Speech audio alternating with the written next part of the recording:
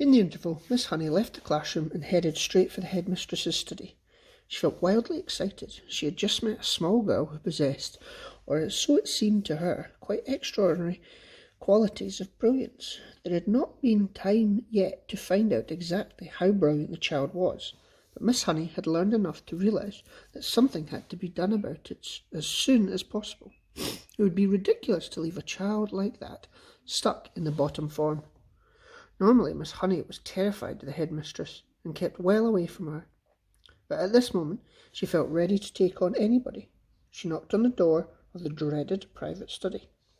"Enter!" boomed the deep and dangerous voice of Miss Trunchbull. Miss Honey went in. Now, most head teachers are chosen because they possess a number of fine qualities. They understand children, and they have the children's best interests at heart. They are sympathetic, they are fair, and they are deeply interested in education. Miss Trunchbull possessed none of these qualities, and how she ever got her present job was a mystery. She was above all a most formidable female. She had once been a famous athlete, and even now the muscles were still clearly in evidence. She could see them in the bull neck, in the big shoulders, in the thick arms, in the sinewy wrist, and in the powerful legs. Look at her. You got the feeling that this was someone who could bend iron bars and tear telephone directories in half. Her face, I'm afraid, was neither a thing of beauty nor a joy forever. She had an obstinate chin, a cruel mouth, and small, arrogant eyes. And as for her clothes, they were, to say the least, extremely odd. She had on a brown cotton smock, which was pinched in around the waist with a wide leather belt. The belt was fastened in front with an enormous silver buckle. The massive thighs, which emerged from out of the smock, were encased in a pair of extraordinary breeches, bottle green in colour and made of coarse twirl. These breeches reached in just below the knees, and from there on down she sported green stockings which turned up tops, which displayed her calf muscles to perfection. On her feet she wore flat-heeled brown brogues with leather flaps. She looked, in short, more like a rather eccentric, bloodthirsty follower of the staghounds than the headmistress than of a head teacher of a nice school for children. When Miss Honey entered the study, Miss Trunchbull was standing beside her huge desk with a look of scowling impatience on her face. "Yes, Miss Honey," she said. "What is it you want? You're looking very flushed and flustered this morning. What's the matter with you? Have those little stinkers been flicking spitballs at you?" No, headmistress, nothing like that." "Well, what is it then? Get on with it. I'm busy. I'm a busy woman." As she spoke, she reached out and poured herself a glass of water from a jug that was always on her desk. "There's a little girl in my class called Matilda Wormwood," Miss Honey began. "That's the daughter of the man who owns Wormwood Motors in the village," Miss Trunchbull barked. She hardly ever spoke in her normal voice. She either barked or shouted. "An excellent person, Mr. Wormwood," she went on. "I was in there only yesterday. He sold me a car, almost new, only done 10,000 miles. Previous owner was an old lady who took it out once a year at the most. A terrific bargain. Yes, I liked Wormwood, a real pillar of our society. He told me the daughter was a bad lot, though. He said to watch her. He said if anything bad ever happened in school, it was certain to be his daughter who did it. Haven't met a little brat yet, but she'll know about it when I do. Her father said she's a real wart." "Oh, no, headmistress, that can't be right," Miss Honey cried. "Oh, yes, Miss Honey, it darn well is right. In fact, now I come to think of it, I bet it was she that put the stink ball under my desk in here first thing this morning. The place stank like a sewer. Of course it was her. I shall have her for it. You see if I don't. What's she look like? Nasty little worm, I'll be bound. I have discovered, Miss Honey, during my long career as a teacher, that a bad girl is far more dangerous creature than a bad boy. What's more, they are much harder to squash. Squashing a bad girl is like trying to squash a blue bottle. You bang on it, and the darn thing isn't there. Nasty little things. Little girls are. Glad I never was one." "Oh, you must have been a little girl once, headmistress. Surely you were." "Not for long anyway," Miss Trunchbull barked, grinning. "I became a woman very quickly." "She's completely off her rocker," Miss Honey told herself. She's balmy as bedbugs. Miss Honey stood resolute before the headmistress. For once she was not going to be browbeaten.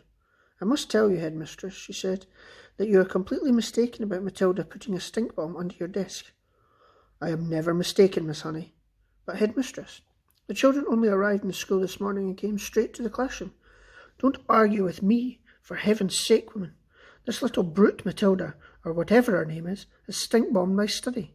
There's no doubt about it. Thank you for suggesting it." "I didn't suggest it, headmistress." "Of course you did. Now what is it you want, Miss Honey? Why are you wasting my time?" "I came to talk to you about Matilda, headmistress. I have extraordinary things to report about the child.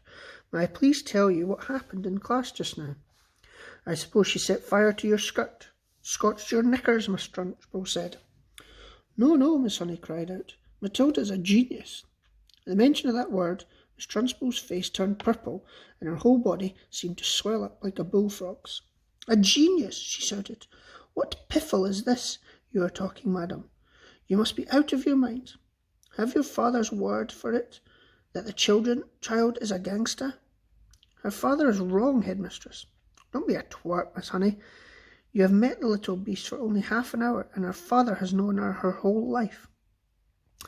But Miss Honey was determined to have her say, and she began to describe some of the amazing things Matilda had done with arithmetic. "So she's learnt a few times tables by heart, has she?" Miss Trunchbull barked. "My dear woman, that doesn't make her a genius. It makes her a parrot." "But, headmistress, she can read." "So can I," Miss Trunchbull snapped. "It is my opinion," Miss Honey said, "that Matilda should be taken out of my form and placed immediately in the top form with the 11-year-olds. "Ha!" snorted Miss Trunchbull. "So you want to get rid of her, do you? So you can't handle her? So now you want to unload her on that wretched Miss Plimsoll in the top form, when she will cause even more chaos?" "No," cried Miss Honey. "That's not my reason at all." "Oh, yes, it is," shouted Miss Trunchbull. "I can see right through your little plot, madam, and my answer is no. Matilda stays where she is, and it is up to you to see that she behaves herself." "But, headmistress, please." "Not another word," shouted Miss Trunchbull. "And in any case, I have rules in this school that all children remain in their own age groups, regardless of ability. Great Scott, I'm not having a little 5-year-old brigand sitting with the senior girls and boys in the top form. Who ever heard of such a thing?" Miss Honey stood there helpless before this great red-necked giant. There was a lot more she would like to have said, but she knew it was useless. She said softly, "Very well, then, it's up to you, headmistress." "You're damn right it's up to me," Miss Trunchbull bellowed. "And don't you forget it, madam, that we are dealing with a little viper who puts a stink-bomb under my desk." "She did not do that, headmistress." "Of course she did," Miss Trunchbull boomed.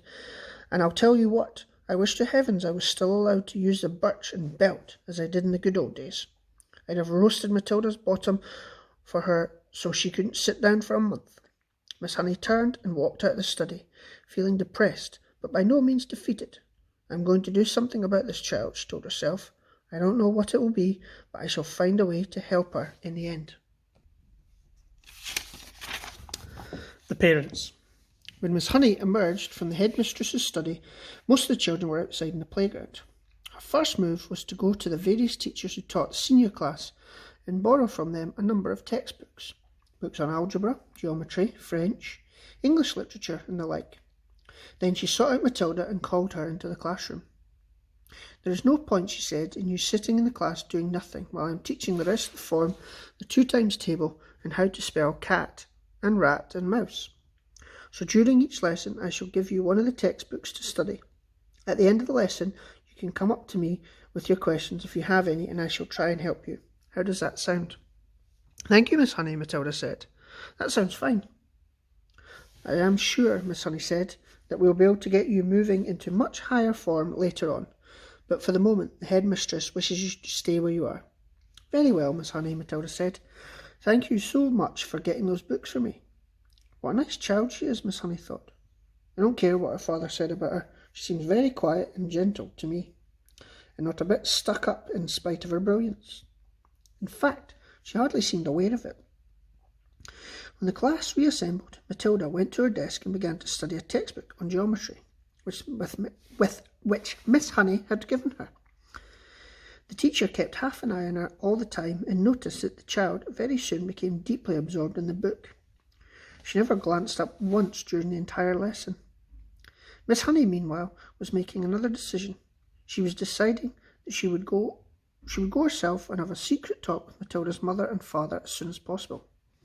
She simply refused to let the matter rest with it, and the whole thing was ridiculous. She couldn't believe that the parents were totally unaware of their daughter's remarkable talent.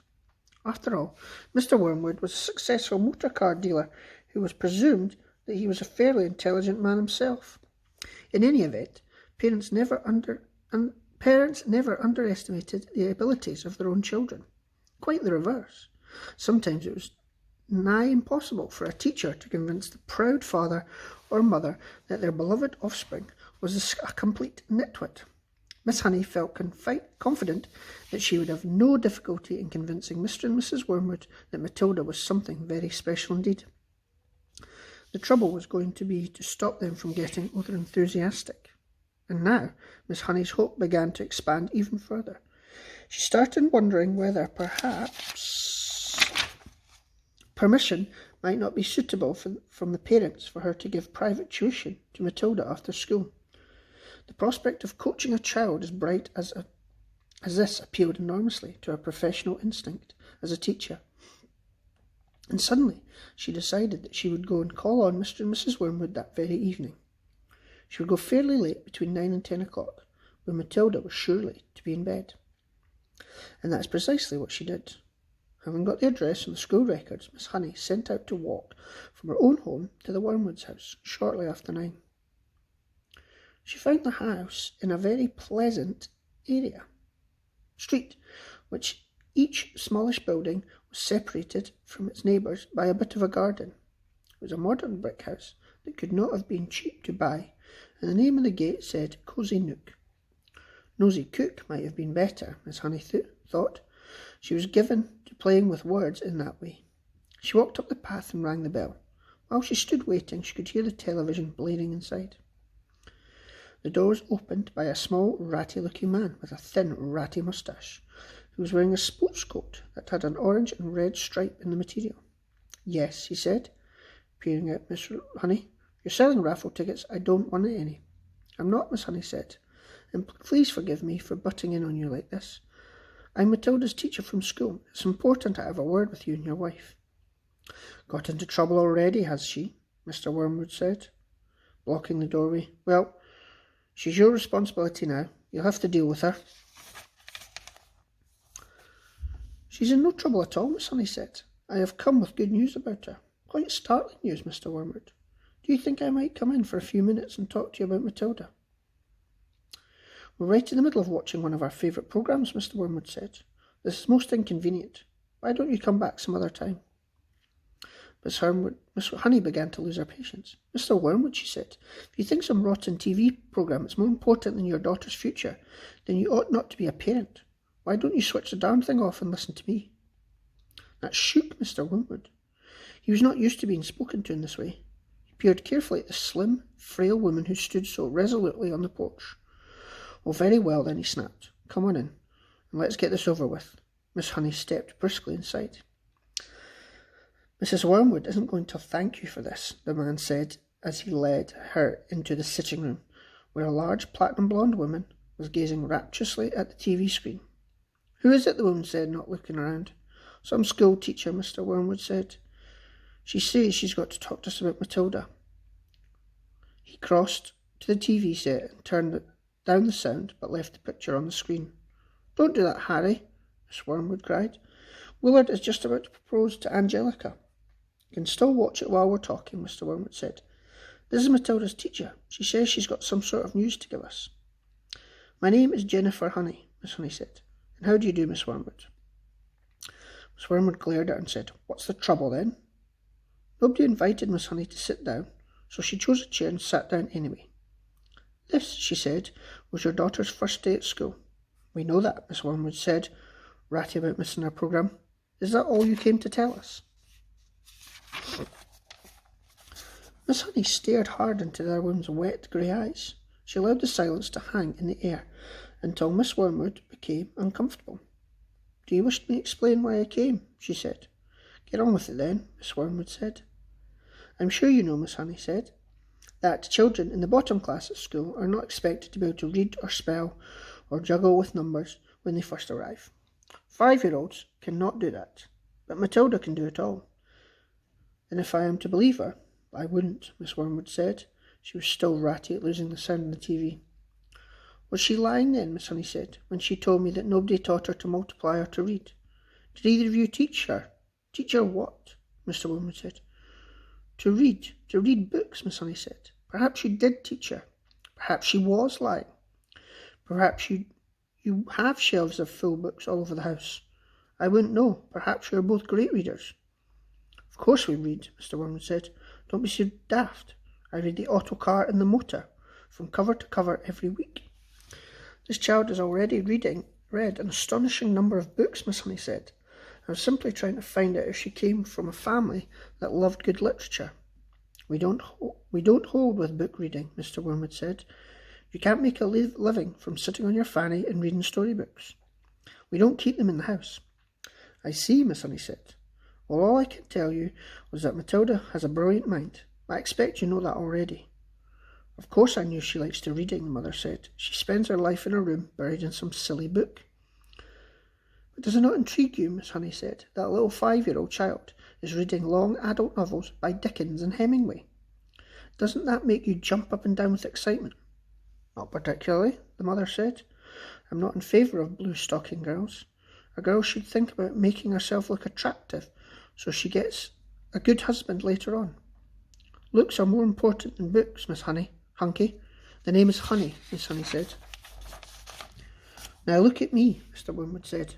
"Then look at you. You choose books, I choose looks." Miss Honey looked at the plain, plump person in the smug, sweet, suet-pudding face who was sitting across the room. "What do you say?" she asked. "I said you chose books and I chose looks," Miss Wormwood said. "And who finished up the better off? Me, of course.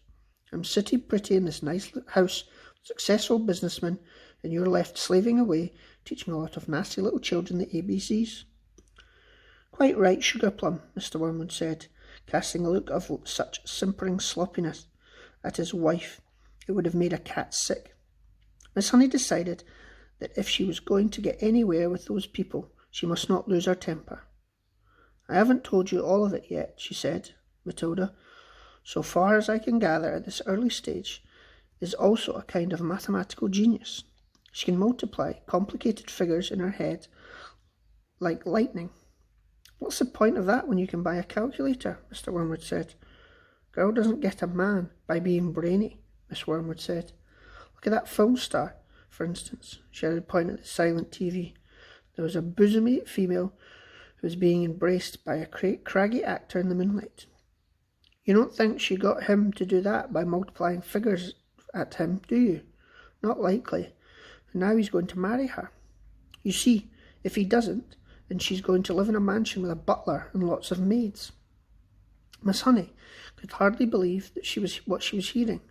She had heard that parents like this existed all over the place, and that their children turned out to be delinquents and dropouts. But it was still a shock to meet a pair of them in the flesh. "Matilda's trouble," she said, trying once again, is that she is so far ahead of everyone else around that it might be worth thinking about some extra kind of private tuition. I seriously believe that she could be brought up to university standard in 2 or 3 years with proper coaching." "University!" Mr. Wormwood shouted, bouncing up in his chair. "Who wants to go to university, for heaven's sake? All they learn there is bad habits." "It's not true," Miss Honey said.